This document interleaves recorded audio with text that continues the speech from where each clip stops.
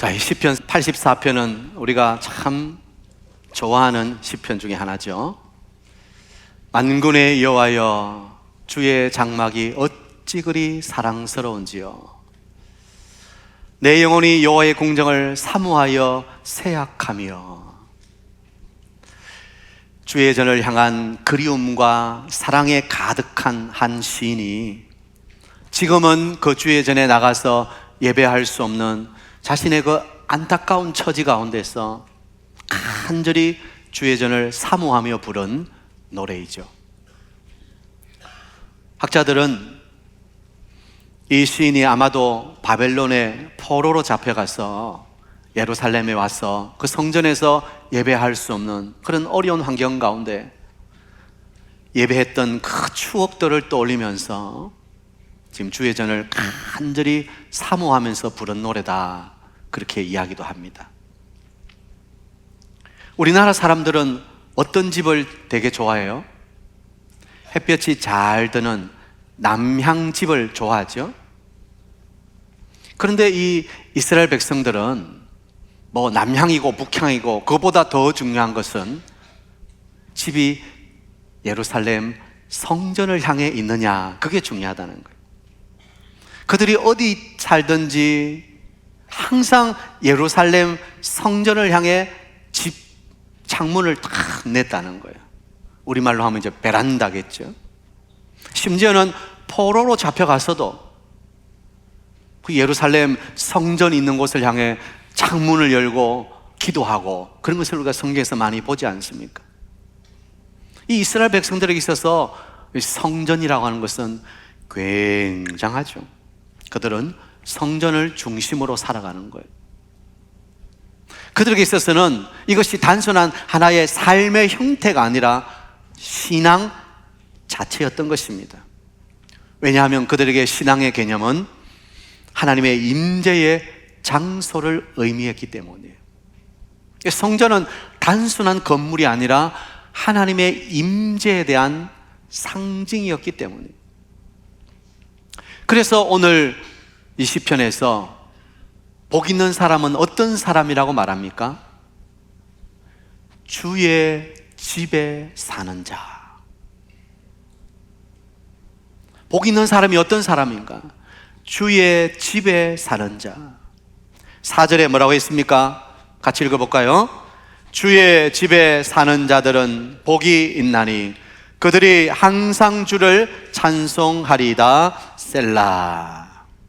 오늘 제목이 복이 있는 사람이에요. 여러분, 어떤 사람이 복 있죠? 이 복목사하고 같이 가까이 있으면 복 있습니까? 복 있는 사람은 주의 집에 사는 자. 받아합시다. 주의 집에 사는 자가 복이 있습니다. 주의 집에 사는 자가 복이 있다는 거예요. 여러분, 하나님은 무소부재하신 하나님이죠. 이 무소부재란 말은 안 계신 곳이 없다, 이 말 아닙니까? 그런데 성전이라는 그 건물에 주님을 제한한다는 것은 있을 수가 없는 일이죠. 그러나 성경에서는 하나님은 내 눈이 거기 있을 것이고 내 마음이 거기 있을 것이다. 성전은 하나님의 임재에 대한 상징인 거예요. 그리고 하나님께서 그 안에서 예배하는 자들의 예배를, 영광을, 존귀를 받으신다고 말씀하시는 거예요. 그러니까 이 시인이 주의 전을 사랑했다, 그것은 단순히 건물이 아름답기 때문이 아니에요. 거기에 어떤 신비한 능력이 있기 때문이 아니에요. 이 시인이 그토록 주의 전을 사랑했던 이유는 그곳에 하나님의 이름이 있기 때문에, 그곳에서 하나님을 만날 수 있기 때문이에요. 그곳에서 하나님을 찬양하고 예배할 수 있기 때문에. 그래서 주의 집이라는 것은 하나님을 예배하며 찬송하며 하나님의 충만한 임재를 누리는 곳이라고 말할 수 있는 거예요. 시인은 주의 집에 사는 자가 복이 있다, 이 말은 하나님의 영광의 임재가 있는, 하나님을 예배할 수 있는 그곳에 있는 자가 가장 복된 자다, 이 말을 하는 것입니다. 여러분, 오늘날 주의 집에 산다는 것은 교회 중심의 삶을 사는 것인 줄 믿습니다. 그래서 많은 성도님들이 교회 가까이 이사를 오시려고 해요. 어떻게 하든지 교회 중심의 삶을 살려고 하는 거죠. 마태복음 16장에 보면 교회가 새롭게 잉태되는 과정을 소개하고 있습니다. 주는 그리스도시요 살아계신 하나님의 아들이십니다. 이 베드로의 믿음의 고백, 신앙 고백 위에 주님께서는 내 교회를 세운다고 말씀하시죠. 그리고 그 주님의 교회를 세우면서 두 가지를 약속해 주십니다. 교회에게 두 가지를 약속해 주시는 거예요. 첫 번째가 음부의 권세가 이기지 못할 것이다. 여러분, 교회는 어떤 곳입니까? 어떤 어둠의 권세, 어떤 마귀의 권세, 음부의 권세도 이기지 못하는 곳인 줄 믿습니다. 그리고 또 하나의 약속은 땅에서 무엇인지 매면 하늘에서도 매일 것이요, 땅에서 무엇이든지 풀면 하늘에서도 풀리리라. 이 말은 교회에서 매면 하늘에서도 하나님이 묶으시고, 교회에서 풀어지면 하나님이 하늘에서도 풀어주신다는 약속이에요.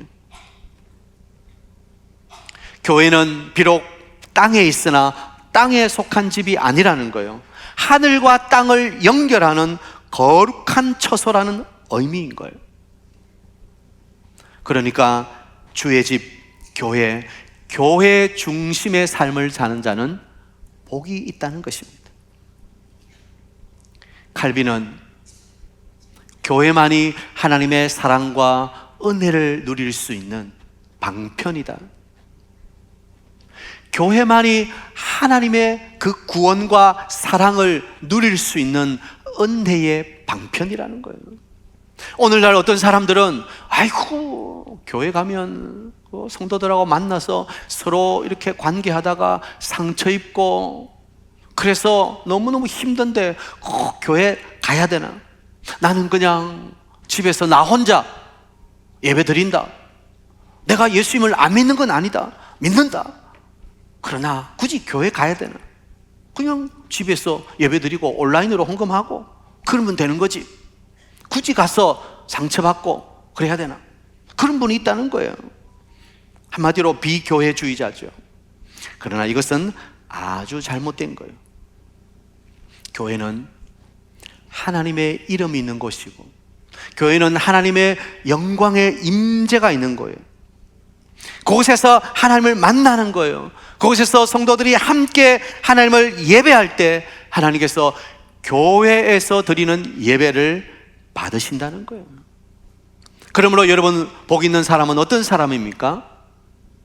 주의 집인 교회를 바르게 이해하는 사람, 그리고 그 집에서 함께 예배하는 사람이 복된 사람이라는 거예요. 마태복음 18장 20절에 예수님은 두세 사람이 누구의 이름으로? 내 이름으로 모인 곳에는 나도 그들 중에 있느니라 말씀하신 거예요. 주의 집에 산다는 의미가 뭐죠? 옛날에는 주로 목사님들의 사택이 교회 안에 있었어요. 그러니까 주의 집에 사는 목사님이 최고 복받은 사람이네. 주의 집에 산다는 것은 정말 우리가 사는 집이 교회 안에 있다, 이 말이 아니에요. 주의 집에 산다는 건 무슨 의미죠? 주의 이름으로 모여서 함께 예배하는 예배 공동체를 말하는 거예요. 주일마다 우리가 예배 공동체로 모여서 하나님을 예배하며 찬양할 때 주님은 그 가운데 임재하셔서 세상 것과는 비교할 수 없는 하늘의 기쁨과 은혜를 맛보게 해주시는 줄 믿으시기 바랍니다.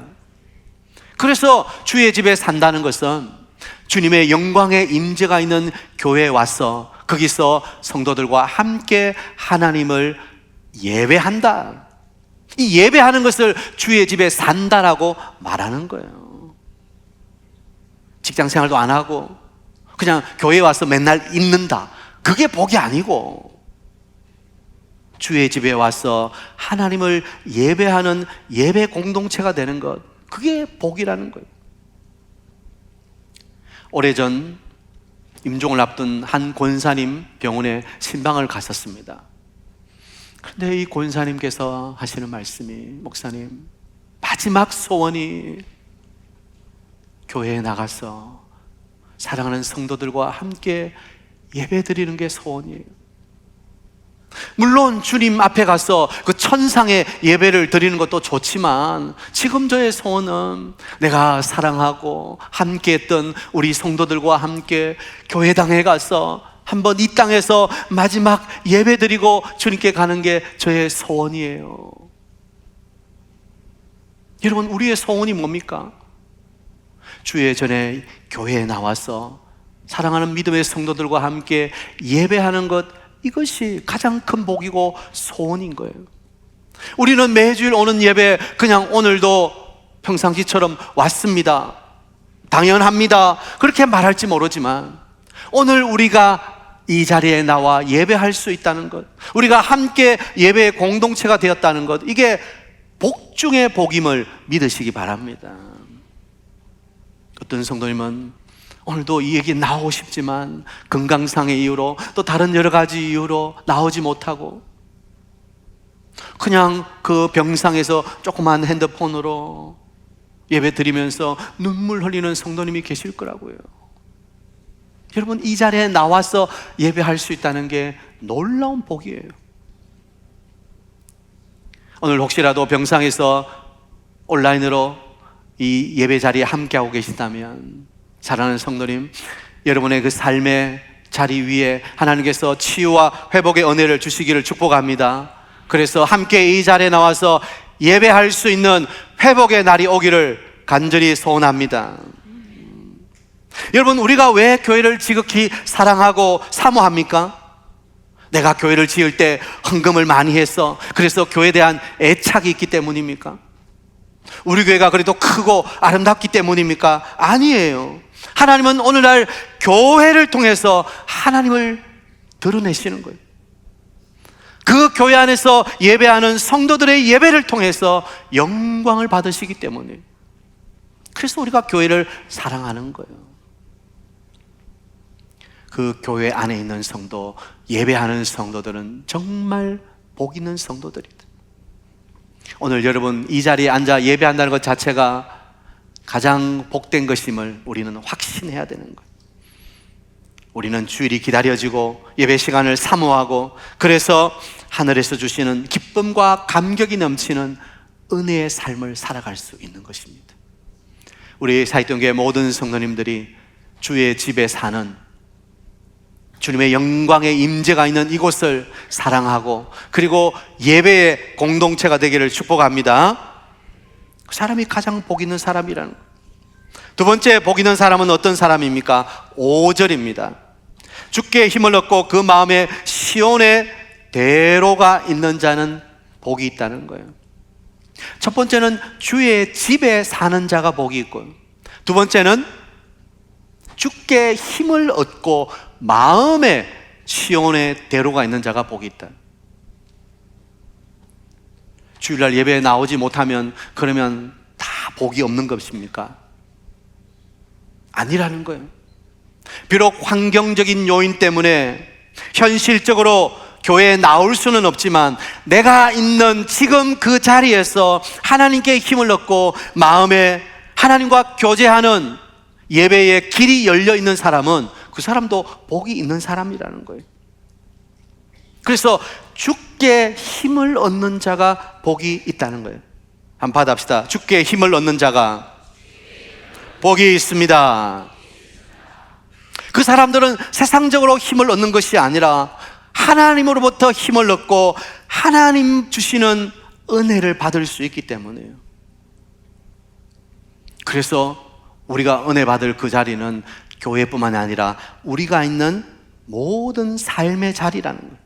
우리는 매 순간 주님과 교제하고 영적으로 교통하는 길이 활짝 열려야 할 줄 믿습니다. 바로 삶의 예배 자리에 있는 자가 복이 있는 거예요. 첫 번째는 교회에 와서 예배하는 자가 복이 있어요. 그래서 거기에 그치면 안 돼요. 삶의 자리에서 예배하는 자도 복이 있다는 거예요. 그동안 한국교회는 너무 이원론적으로 가르쳤어요. 무조건 교회 와야 된다. 물론 중요하지요. 그런데 그 다음이 없어요.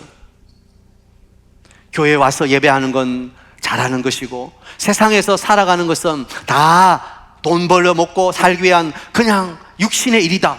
너무 이원론적으로 가르치는 거예요. 교회는 거룩한 곳이고 세상은 악한 곳이다. 그러나 성경이 말하는 것은 우리가 교회에서도 예배해야 되지만 우리의 삶의 그 자리에서 예배해야 된다는 거예요. 그 자리에서 위로부터 주시는 힘을 얻고 하나님을 향한 예배의 길이 활짝 열린 자는 복이 있는 자인 거예요. 여러분, 시온의 대로라는 게 뭐예요? 그게 바로 예배하러 가는 길이 활짝 열려있다 이 말 아닙니까? 그러니까 우리가 마음속으로도 하나님과 깊이 교제하고 하나님을 만나는 그 영적인 길이 열려있는 사람은 복이 있다는 거예요. 날마다 삶의 현장에서 하나님을 만나고 하나님을 의지하고 사는 자, 일상의 예배자가 복이 있다는 거예요. 오늘 본문 마지막 12절을 보면 만군의 여호와여 주께 의지하는 자는 복이 있나이다. 우리는 매일매일 삶의 자리에서 내 머리를, 내 주먹을 의지하는 것이 아니라 하나님을 의지하며 살아가고 있다는 거예요. 그러면 그 자리가 복된 자리인 거예요. 우리의 가정과 학생들은 학교와 직장과 사업 자리에서 거기서 날마다 주님을 의지하며 우리 마음에 하나님을 향한 예배가 활짝 열려있는 사람은 복이 있는 거예요. 왜냐하면 하나님은 교회에만 계시는 것이 아니라 바로 여러분의 삶의 그 자리에 함께하고 계시기 때문에, 그래서 내 삶의 현장이 하나님이 임재하시는 주의 집이 되어야 되는 거예요. 여러분, 내일부터 또 한 주간 삶을 살아가시죠. 그 삶의 자리가 하나님의 집 되시기를 축복합니다. 거기서 하나님을 찬양하고 기도하고 하나님을 예배하고, 그래서 하나님의 영광, 하나님의 임재, 하나님의 은혜를 맛볼 수 있어야 되는 거예요. 주일은 주님의 날이고 평일은 나의 날이다, 그렇게 하면 안 되는 거예요. 우리의 모든 날이 다 주님의 것인 거예요. 결국 참된 복은 내 삶의 자리에서 주님의 임재를 경험하는 거예요. 오늘 이 시편 84편 시인은 주의 전에 나아갈 수 없는 상황이에요. 멀리서 그 주의 전을 그리워하고 있어요. 그러면 내가 예루살렘에 못 가고 예루살렘 그 성전 안에 못 들어가니까 내 예배 생활은 끝났구나, 그게 아니잖아요. 지금 있는 그 자리에서 위로부터 주시는 주님의 힘을 얻고 마음의 시온의 대로가 활짝 열려있는 자기는 복 있는 사람이라고 노래하고 있는 거예요. 여러분, 여러분의 매일의 삶에, 여러분의 그 삶의 현장에 주님을 향한 시온의 대로가 활짝 열려있는 여러분 되시기를 축복합니다. 그게 복 있는 사람일 거예요. 그런데 오늘 성경은 그 복 있는 사람이 누리는 구체적인 하늘의 복을 이 두 가지로 이렇게 설명하는 거예요. 6절을 보세요. 그들이 눈물 골짜기로 지나갈 때에 그곳에 많은 샘이 있을 것이며, 두 번째, 이른 비가 복을 채워주나이다. 하나님을 예배하는, 주의 전에 나와서 예배하든 그 삶의 자리에서 하나님을 예배하든 예배하는 자에게 주시는 복이 있다는 거예요. 그게 첫 번째, 눈물 골짜기로 지나갈 때도 그곳에 많은 샘이 터지게 해주시는 거예요. 눈물 골짜기는 뭘 의미하죠? 우리의 고단한 인생길을 의미하는 거예요. 여러분, 골짜기로 지나갈 때 거기는 가파르고 그리고 위험하고 또 물이 없어 메마른 곳이에요. 그런 골짜기를 지나갈 때는 조심하고 또 위험할 수도 있고 또 물이 없어 목말라 가란 거예요. 그런데 하나님께서 그 골짜기로 지나갈 때 어떻게 해주신다고요? 많은 샘들이 있게 해주신다. 목마른 사람에게 가장 중요한 게 뭐예요? 생수예요. 사막에서 아무리 다이아몬드 반지가 있으면 뭐예요? 금이 있으면 뭐예요? 마실 물이 있어야 살 수 있는 거예요. 하나님은 우리 인생의 고통과 고난의 골짜기를 지나갈 때 그곳에서 함께 하실 뿐만 아니라 은혜의 샘들이 터지게 해주시는 복을 우리에게 베풀어 주시는 분이십니다. 우리의 목마른 영혼, 가란 심령을 하늘의 은혜와 위로로 채워주시는 좋으신 우리의 아버지신 거예요. 누구에게? 예배하는 자에게 하나님이 그런 복을 주시는 거예요. 또 두 번째, 이른 비를 내려주신다. 8세는 10월 달이 되면 가을비가 내립니다. 그런데 이 가을비가 얼마나 중요한지 몰라요.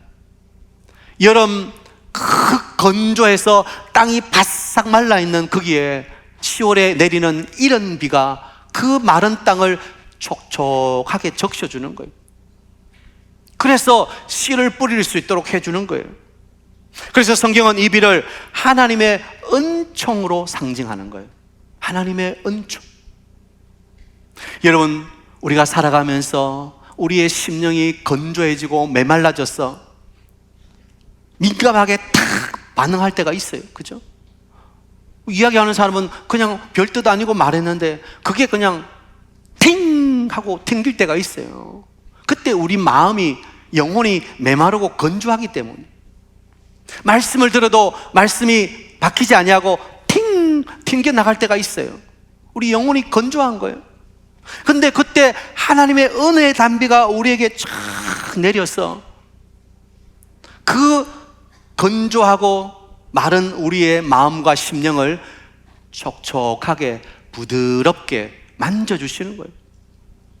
그러면 누가 무슨 말해도 쑥 들어가는 거예요. 쉽게 튕겨가지 않는 거예요. 하나님의 말씀이 임할 때 그 말씀이 내 안에 마음에 들어오는 거예요. 뿌리를 내리는 거예요. 그래서 이런 비가 얼마나 중요한지 몰라요. 하나님의 은혜의 단비가 얼마나 중요한지 몰라요. 그런데 하나님은 그 은혜의 단비를 누구에게 주신다고요? 하나님을 예배하는 자들에게 주시는 거예요. 주의 집에 살며 주께 힘을 얻고 마음의 시온의 대로가 있는 자에게 하나님은 이런 복을 주신다고 약속하시는 거예요. 여러분, 우리가 세상을 살아가면서 얼마나 필요한 것들이 많습니까? 매일매일 수고하고 땀을 흘려도 먹을까 말까? 그게 오늘 우리 세상이에요. 산다는 게 얼마나 힘들어요. 내가 아무리 열심히 한다고 그 열심히 한 대로 다 먹을 수 있습니까?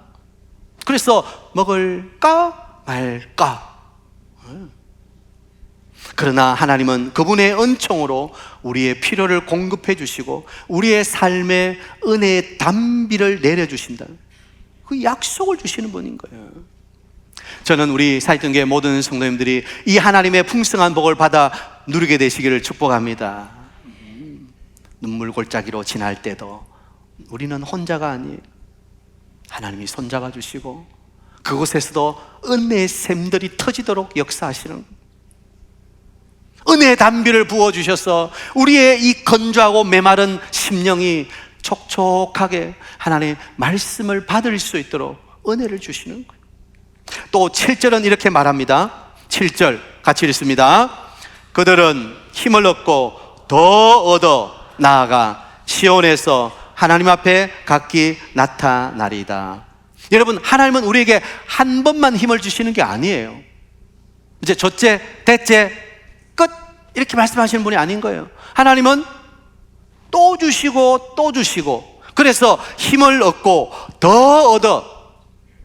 하나님은 우리가 약해질 때 또다시 하늘의 은혜를 부어주시고 힘과 능력을 공급해 주시는 줄 믿으시기 바랍니다. 우리에게 늘 새로운 힘과 능력을 주시는 좋으신 우리 아버지신 거예요. 그래서 우리가 끝까지 이 인생의 길을 걸어갈 수 있는 거 아닙니까? 한 번 은혜 받고 끝이 아닌 거예요. 매일매일 받아야 되는 거예요. 순간순간 받아야 되는 거예요.